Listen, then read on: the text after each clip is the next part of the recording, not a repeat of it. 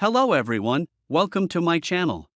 My name is Xony, and today we're going to have some more stories from Reddit. But before we start, it would be so much appreciated if you would subscribe to my channel, like the video if you enjoy it, and maybe leave a comment down below. These simple clicks would mean a lot to the future of this channel and really reward the effort that I put in every day.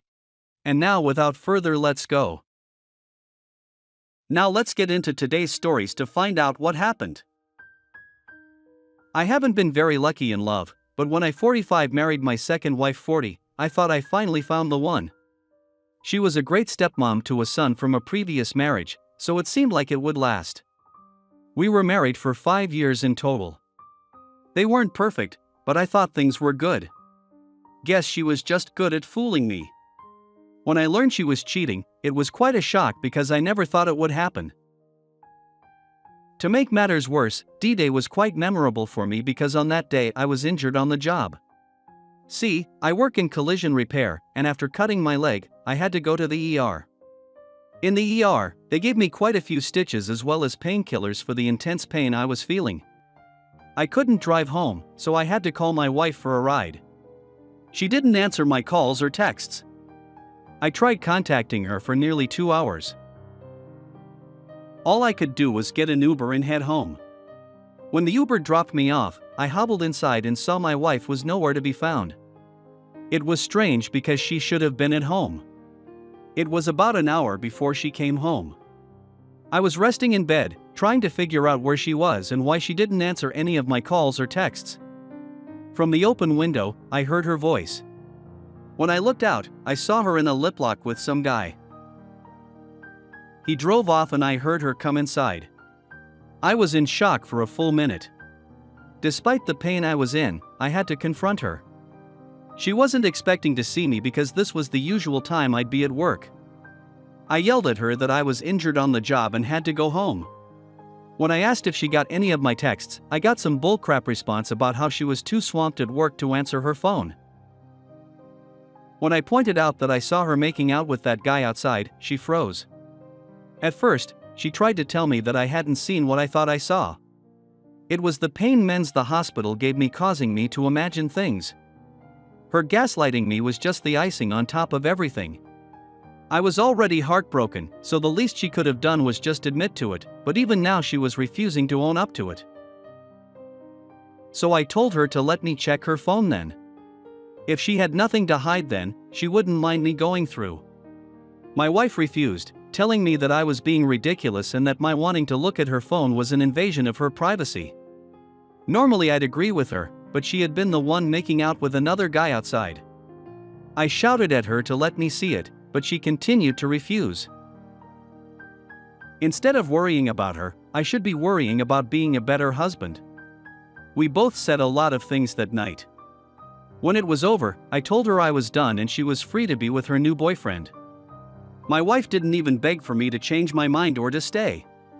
She just turned and left the house, slamming the door behind her. I wouldn't have taken her back under any circumstances, but it would have been nice if she showed she cared even a little bit. Sleeping that night was impossible. Instead, I went downstairs and went on her laptop. Normally, I wouldn't have done such a thing, but I had to find out more about this guy.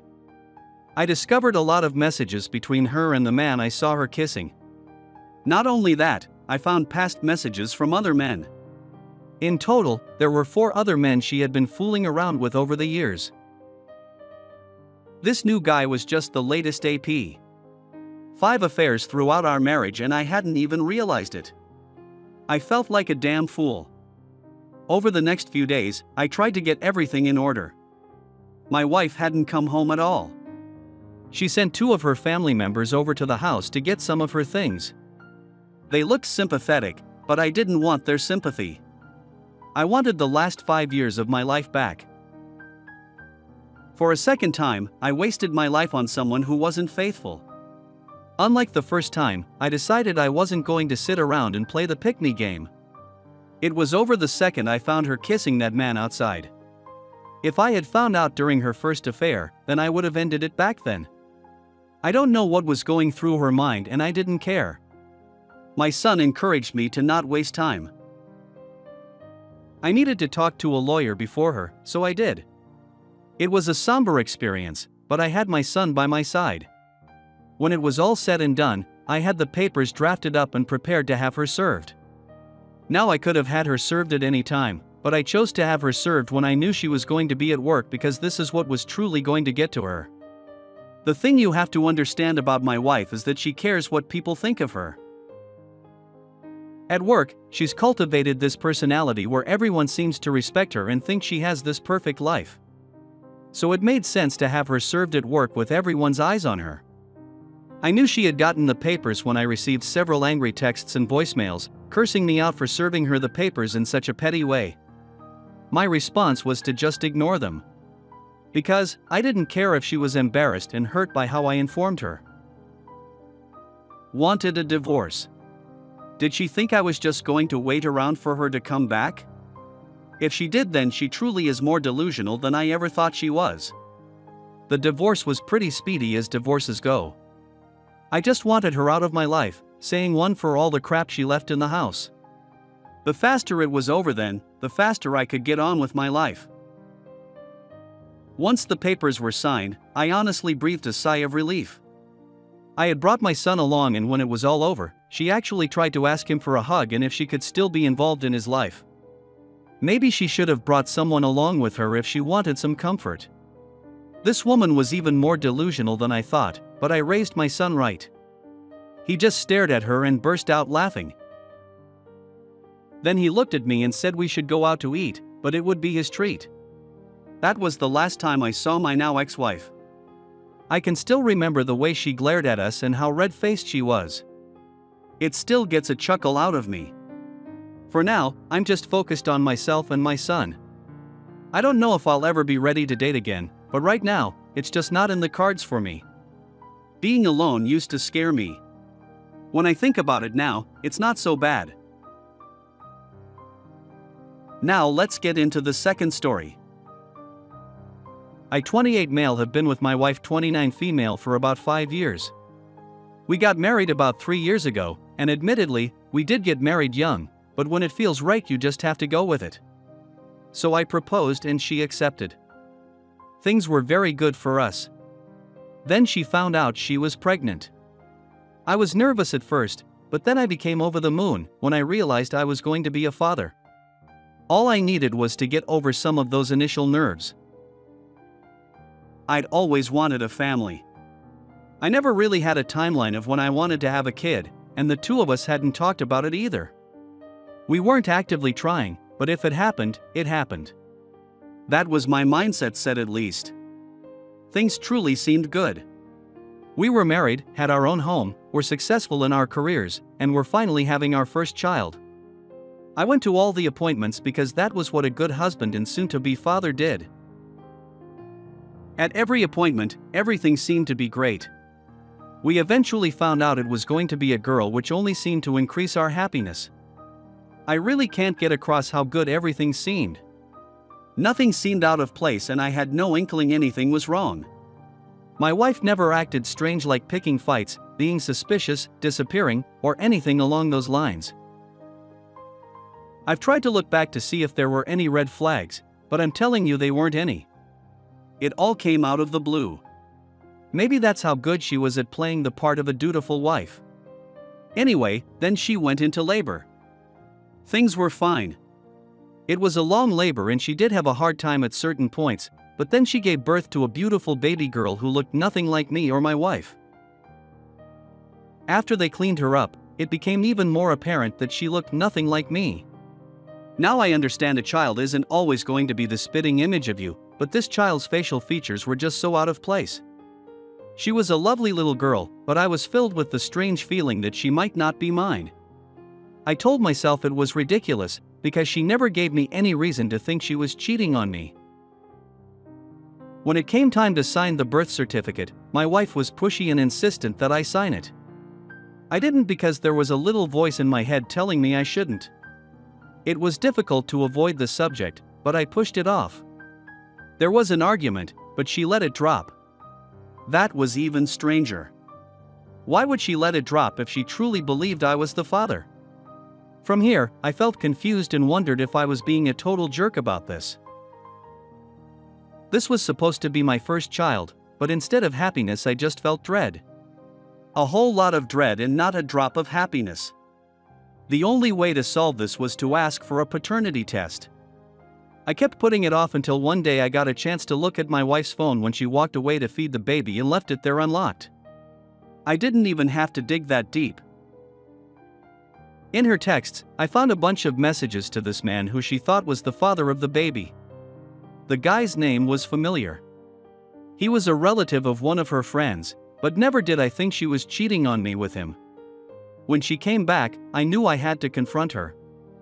I told her what I found and asked if the baby could be his. She admitted the baby could be, but said even if she was, it didn't matter. We could still be a family. From there, my course of action was clear.